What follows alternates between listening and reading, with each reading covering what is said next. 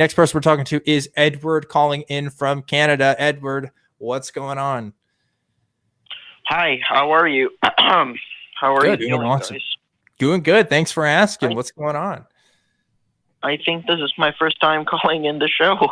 Cool. I don't know, actually. Yeah. I guess I was randomly reminded. I was just sitting, and somebody just sent me a link and said, you should just go in there and maybe talk with the guys. And I said, why not? I mean, I was just writing my assignment, I guess. But yeah, I have a question, I guess, to you guys. And Okay.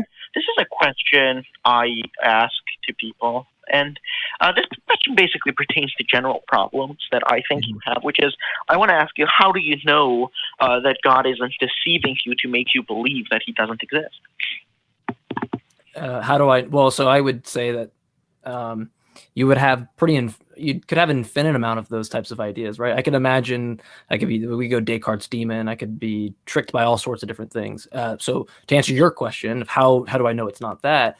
Well, I don't know. I wouldn't know, but I can come to a fallibilistic understanding that that doesn't seem to be the case, and it would have to present itself, right? So it's kind of like the Matrix thing. If you're gonna posit that as an idea, you're gonna have to at least show me a way out. Otherwise, I am stuck with the confines of where I'm at. And so I'm not denying that's the case. I'm just saying that that doesn't appear to be the case. The same way it doesn't appear to be the case that ice cream is deceiving me. The same way it doesn't appear to be there's this giant flying spaghetti monster that's deceiving me, right? Like we could just keep doing this over and over again. Okay, but forever. What makes the idea that God isn't deceiving you more likely than the idea that he is? Because there's no demonstration of that at all by any means. What demonstration is there that he isn't deceiving you? The fact that I would say it's not that it's clear cut, right? This kind of goes back to the fallibilistic thing. It could be that case. This is to say that could be in a matrix. So all these things could be true. That's not presented in my worldview, so I don't have to live my worldview that way. Yeah, I don't have to live off hypotheticals. You know what I mean? right. It just seems like you're trying to do a trap that doesn't make sense, because you're just saying how do you know it couldn't be infinity or an infinite amount of these other things? Well, sure, it could be. I'm not interested in those. Demonstrate that's a candidate explanation, and I'll give it some thought. Otherwise, it just sounds like it's in your head. Yeah. So I'm asking, what way do you have to demonstrate that one scenario is more likely than the other? What methodology? Sorry, Dan, go ahead. Yeah, well, I was just gonna say, like Neo didn't know that he was in the Matrix until he saw things that were contrary to what was normal to his reality, right? Like like something had to happen there for his observations to like kind of put together that what he saw wasn't real. Otherwise, he would have kept living in the Matrix and he wouldn't have known the difference. And so that's going to be the same with the rest of us. Like if we're all just in the Matrix and God is just deceiving us, we're not going to know the difference either. There's no way. But for us to know that that's not the case, we'd have to have evidence to the contrary, and we don't. So that's why we're not saying, yes, this absolutely isn't the case, but we also don't see the opposite evidence either. Like there's no one saying like Mike was saying that the flying spaghetti monster is deceiving us is more reasonable than marshmallow is deceiving us. It's just, it's just you're literally just like, this is the whole idea of my epistemology, right? You're just saying something that, as far as I can tell, is imaginary and in your head. And unless you can show me that that's actually reflective in any way, I don't care. I just don't. It's like, that's not how you view things. You don't go like, what if this? If you have the what if, well, then we can create a testable prediction out of it, or should be able to falsify it in some way, or be able to a priori deduct that that's not the case, or whatever. But as far as that you're in the same problem that Descartes wrote about the Descartes' demon, and that we don't know if all of our memories are intact within 5 minutes ago. I mean, this is like, it feels like you think you're doing something that has already been done in philosophy for hundreds of years. Just a second. First of all, I'm not under the same problem because I'm not a content internalist, right? So please don't project that onto me.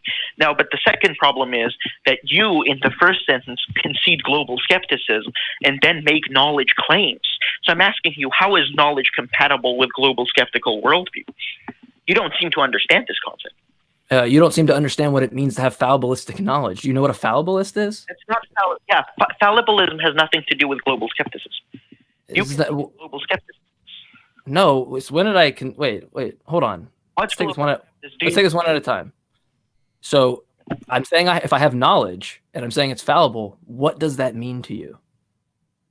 Well, to me, that means that fallibilistic knowledge gives some sort of probability while admitting that knowledge can be contextual in certain cases. So, for example, fallibilism admits that there is a certain chance that sun might not come up tomorrow, but we're still justified to believe it will come due to it having a higher probability of coming.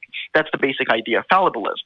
However, when you concede global skepticism, all of those probabilities are also consistent with the other hypothetical, and you're not doing anything. No. Just a second, right? Just a second. I'm actually gonna stop you because you went into global skepticism, right? If you actually knew my position, and your voice sounds very familiar. I've had this conversation with you, I think, like 10 times on Discord. And I'll say it for you again, is that as from an epistemic solipsist point, right? Like, I know I exist. So I'm certain about that. So you can't even apply this global skepticism because I'm starting from the axiom that I know that I exist. So that's where you're just talking right over my head. You don't even understand my position. So there you go. It just doesn't, like, I've tried to explain this to you like 10 times on Discord, but it just seems like you want to go through the same tennis bag. I'll give you one last chance to respond here, Edward, then we're going to go ahead and go to another caller. It's like very basic philosophy. It's kind of embarrassing. Okay, just a second. Do you understand that global skepticism is compatible with you knowing that you exist? When you're referencing global skepticism, are you saying that I would be skeptical that I exist? No, you wouldn't be skeptical that you Well, then that if you're using that term in that way, then yeah, it would be compatible for me to say I'm skeptic, but I'm certain that I exist. I mean, that's my position, so there's not a problem there. But when you use the word global skepticism, you're either going to have to define it, what you mean, because the way that I look at it, that entails my epistemic solipsist of not being certain about that. But that's literally what my foundation is saying, is that I am certain about that.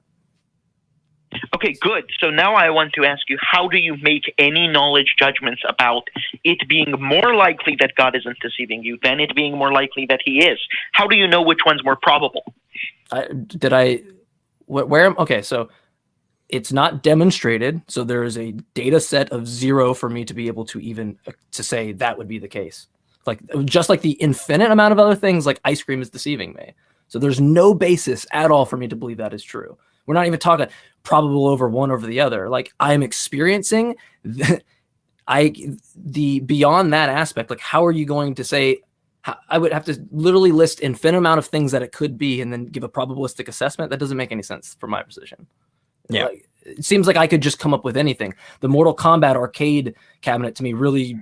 How do I know that this didn't create life? How do you know that I'm not God? Like, these questions are just stupid to me. It's like, it doesn't seem like you actually want to have an intellectual conversation. You just want to say you don't know anything. And that's literally, I'm a fallibilist, so I'm okay with knowledge being fallible. So yeah.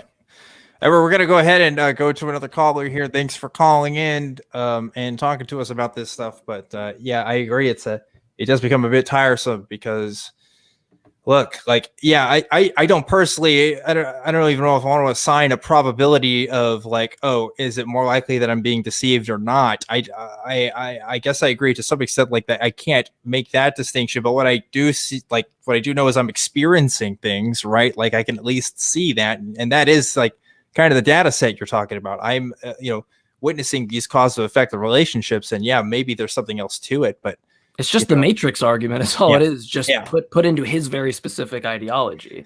And so that's what's like, what's the probability that yours is actually the one that's deceiving me if we're going to throw that as a hypothesis? It's like, you're just giving me a nonsensical imaginary hypothesis.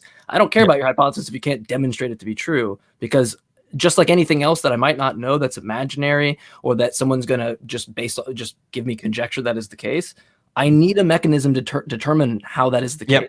And if you're going to just say it is, and I can rival with a million other things, I don't see the productivity there. And that could be predictive power is one way to measure that. Like, like I see the sun moving up every day, and I can predict at exactly what time that's going to happen again tomorrow. So like, I don't even have to say that that's real in some physical or metaphysical sense. I can just describe the relationship, period. I don't even have to go as far as to say like, oh, this is all that exists, or there's not angels moving the sun or whatever. Like, I can just see the sun moving. Like, it's as far as we can go. But yeah, it gets tiresome. So let's get to another caller here. We're in a turtle's dream. We're in a turtle's dream, and that turtle is on top of another turtle, on top of an elephant. Turtles all the way down. Yeah, and a couple of other animals in there too, I guess. I don't know where I'm going with this. Let's go ahead and get to another caller here.